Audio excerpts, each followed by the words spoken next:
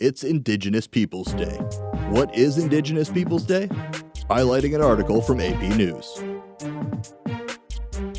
Highlighting a story from Explore.org, it's Fat Bear Week 2023. Highlighting a story from Ground.news, workers at Mack Trucks go on strike after rejecting a tentative contract deal.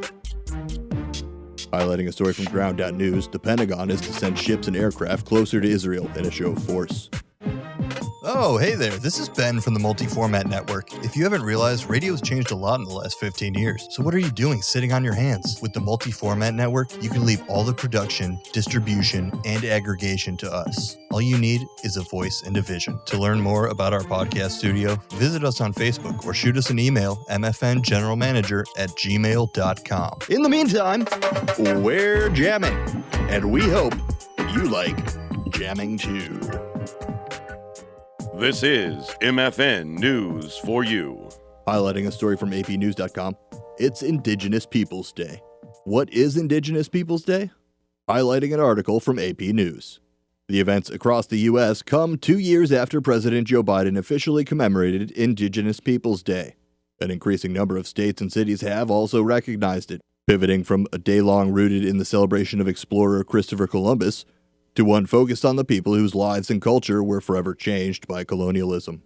Highlighting a story from Explore.org, it's Fat Bear Week 2023.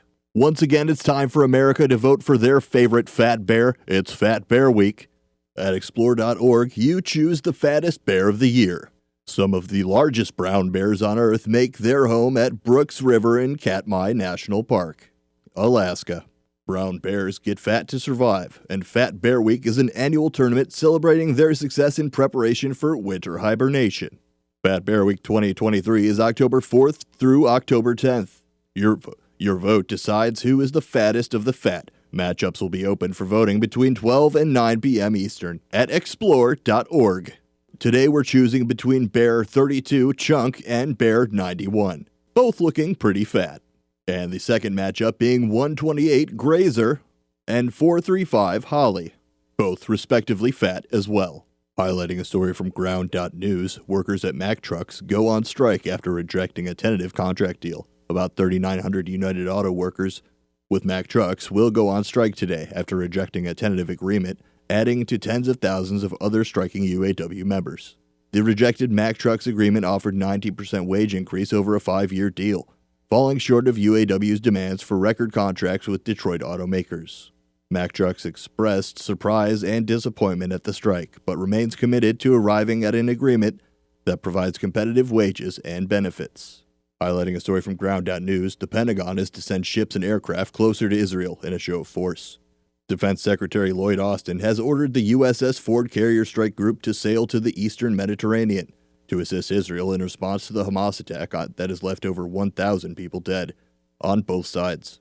The deployment includes other ships and warplanes, reflecting the U.S.'s concern in deterring the conflicts from escalating.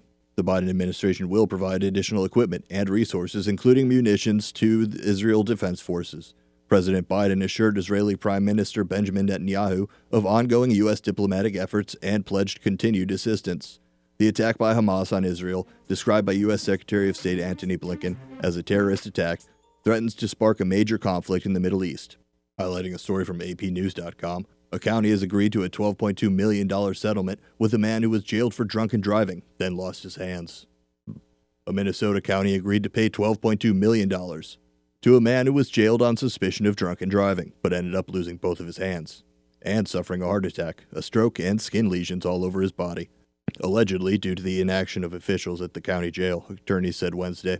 Terrence Dwayne Winborn spent about 4 months in hospitals, including 2 months on a ventilator, because Scott County jail officials failed during the 39 hours he was incarcerated to ensure he got the prompt treatment he needed, his lawyers said at a news conference. The attorneys said the settlement will cover more than $2 million in medical bills Winborn has already incurred, a sum which they say the county did not cover, as well as the millions he'll need for ongoing care.